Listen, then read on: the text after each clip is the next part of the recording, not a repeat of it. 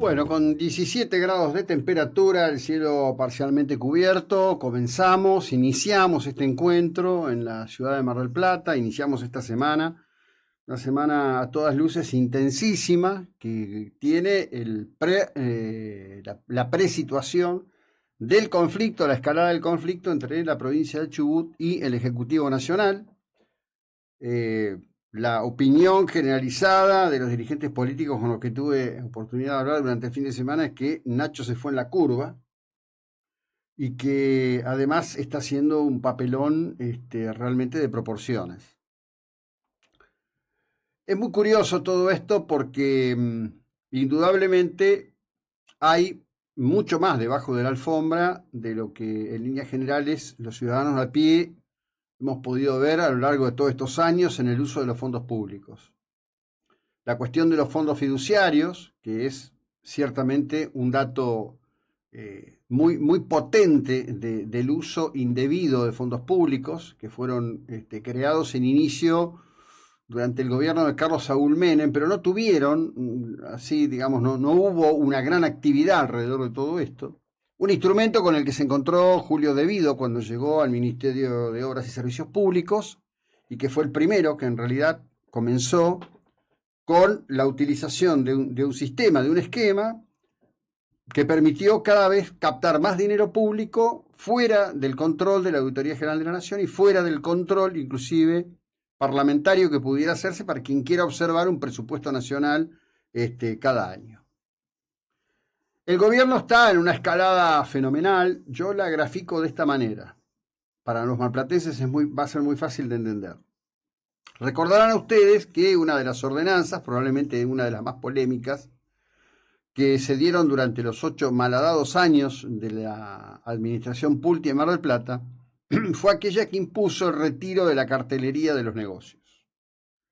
Ese retiro de la cartelería de los negocios tenía un fundamento probo, que es la cuestión de la contaminación visual, la polución visual.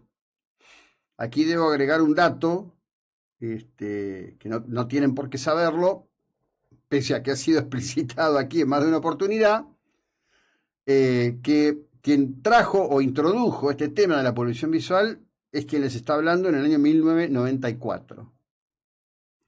En ese año de 1994 hice un viaje al exterior, fue la primera vez que fui a la ciudad de Nueva York. Detesto bastante hablar de esto, pero tengo que hacerlo como referencia, porque si no, no se entiende.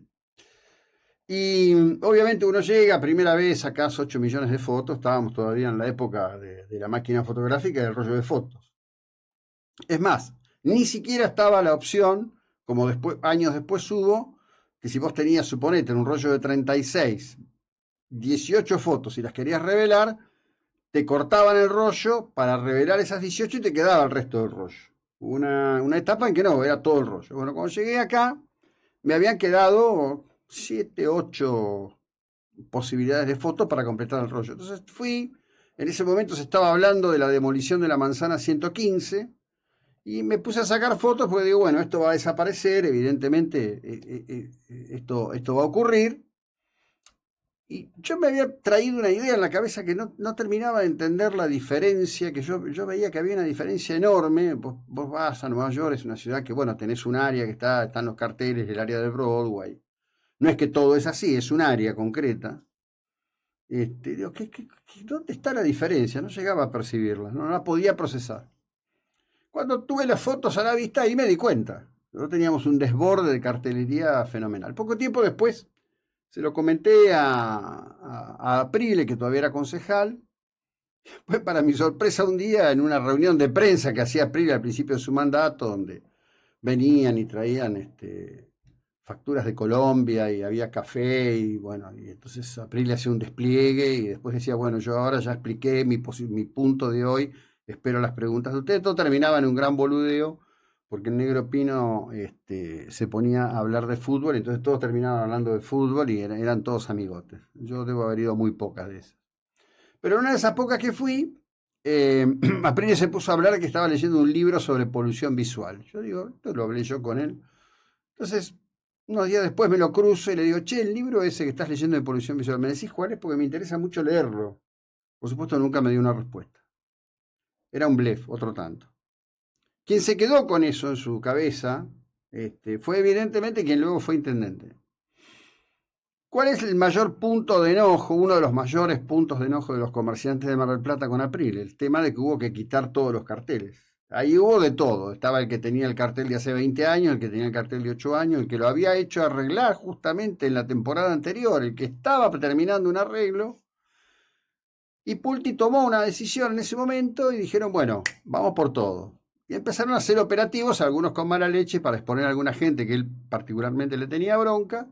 Entonces iban con todo el tema, todo el aparato, sacaban fotos, título y le daban caña al tema. Lo concreto es que en menos de un mes no quedó un cartel contrario al esquema de la ordenanza. Eso debió haber estado acompañado de otro criterio, que era un trabajo conjunto, probablemente con el Banco de la Provincia de Buenos Aires, habilitar una línea de crédito blanda y que los frentistas, comerciantes, pudieran tener una opción para hacer nueva cartelería, porque todo eso es mucha plata. Pero la verdad es que si no lo hacían así, todavía estaríamos dando vueltas con que este cartel no lo saco, con el otro te meto un amparo, con el otro te discuto. En rigor, este gobierno nacional, en la persona de Javier Gerardo Milei, está haciendo lo mismo. O empuja y cambia y logra el cambio, o se lo comen en 6 meses. ¿En qué sentido? ¿Que se caiga el gobierno, como creen algunos? No. En el sentido de que el gobierno entraría en una inercia con un costo social muy alto, muy complicado, y no obtendría los resultados que está buscando.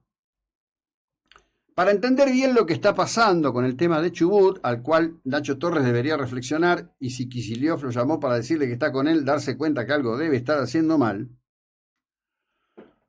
hay que explicar que el gobierno anterior, y esto lo explicó Milei blefeando o degradándolo en sus expresiones a Torres, cuando dijo este chico no comprende, había tomado dinero de un fondo comprometido a pagar contra las cuotas de la coparticipación. Por lo visto, por alguna razón, por desconocimiento, por desprolijidad, por lo que fuere, no tuvieron en cuenta que esto estaba ocurriendo y bueno, se expuso el fin de semana, documentación y demás. Nacho Torres, que está atrapado en este tema, muy atrapado en este tema, en donde, bueno, ya Patricia Bullrich como presidenta del PRO, aunque no esté en ejercicio, digamos, bueno, como una figura central del PRO, pero con rol en el gobierno nacional como ministro de Seguridad, ha dicho, alguien del PRO no puede estar planteando hacer un boicot. El boicot es realmente una gilada maestra. Primero porque los operadores de la extracción de petróleo, transporte de petróleo, son empresas privadas. ¿Cuál sería el esquema que podría ayudarlo a Nacho Torres a cumplir con su amenaza? Bueno, un paro general de los gremios de la actividad del petróleo. Esto provoca un altísimo impacto en el entendimiento de la necesidad de inversiones. Esto va a provocar un altísimo, va a provocar un impacto altísimo. ¿Va a poder poner de rodillas al gobierno nacional? En esta coyuntura, hoy particularmente, creo que no. Otras provincias patagónicas se subieron todos al colectivo, dijeron, bueno, ya que está Nachito ahí, que metió la pata, vamos atrás de él, entonces sacan un documento, las provincias patagónicas a la República Argentina. La República Argentina es todo e incluye las provincias patagónicas. Para eso Roca hizo lo que se llamó la conquista del desierto, no para que sean entidades extemporáneas a la República, que sean parte de la República. También hay un dato, en un documento firmado por gobernadores peronistas, kirchneristas, Unión Patriotistas, como ustedes los quieran llamar, hablaron de que las provincias son preexistentes en la nación. Sí, eso corre para 14 provincias. Las provincias patagónicas fueron creadas en el año 1949, 1950, después de la reforma constitucional de Perón, y son provincias que desde su origen fueron creadas con una estructura, yo diría, corporativa muy importante y que son muy recientes, de muy reciente data. O sea, no son preexistentes, eran territorios nacionales. Todo el sur eran territorios nacionales. La última provincia era la Pampa, es decir, la Pampa San Juan Mendoza, y el resto, hasta Tierra del Fuego, eran todos territorios nacionales. El último territorio nacional que se transformó en provincia fue la isla de Tierra del Fuego durante el gobierno de Raúl Ricardo Alfonsín. Si no son preexistentes bajo ningún punto de vista. Es otro argumento estúpido de gente que habla, que abre la boca, pero bueno, qué sé yo, es gratis, está en las redes, podés decir cualquier cosa, después lo borrás o no lo borrás y seguís. Y también hay que decir que estamos viviendo en general, aunque a nosotros directamente no nos afecte, pero nos afecta como ciudadanos de la República Argentina, un oprobio fenomenal porque Gerardo Morales sigue en su cruzada para meter a todo aquel que en público, o sea, en una red, en Twitter, diga que es cornudo. Ahora han metido presa a una mujer. Hay 2 hombres presos hace ya 50 días, ahora metieron presa a una mujer por tuitear al respecto con dudas o ironía sobre la paternidad de la hija de Gerardo Morales. Menos mal que este tipo no es vicepresidente de la Nación Argentina. Digo, cuando hablan de que Milei es un sacado, ¿no? Miremos lo que está pasando. Sería interesante que el presidente del Comité Nacional de la Unión Cívica Radical, Lustó, que está tan encendido hablando en contra del gobierno nacional y tan enjundioso en la defensa de Nacho Torres, diga algo desde el Comité Nacional diciéndole a Morales que la gente no puede estar presa por opinar en la Argentina, y que en todo caso tiene los recursos, como lo hablábamos con la fiscal Goyeneche, de ir por el recurso civil. 3 personas presas en la provincia de Jujuy, República Argentina, por decir, dar a entender o ironizar sobre la paternidad de Morales de su hija de 2 años. El argumento del fiscal interviniente, que todo esto afecta la psiquis de la niña, yo creo que es para el Guinness de la imbecilidad, porque no es de vivos, es de imbéciles. La agenda es enorme, hoy comienzan las audiencias de la casación al respecto de la condena de Cristina y otros encartados en la llamada causa vialidad. El fiscal de casación va por pedir que se considere que Cristina está incursa en una asociación ilícita y aumentar la pena a 19 años. Esto va a durar de aquí hasta casi finales de marzo. Se transmite por streaming, lo pueden ver todos los argentinos que deseen verlo y entender qué está ocurriendo, y la resolución judicial se conocerá en el mes de mayo. 7:14 minutos. Hay 3 datos muy fuertes. El ministro Petri determinó que no se use más lenguaje inclusivo en las Fuerzas Armadas. Chapó. El gobierno determinó también que no hay más desvío de dinero que le corresponden a la Ciudad Autónoma de Buenos Aires por coparticipación para el bolsillo de payaso de Kicillof en la provincia de Buenos Aires.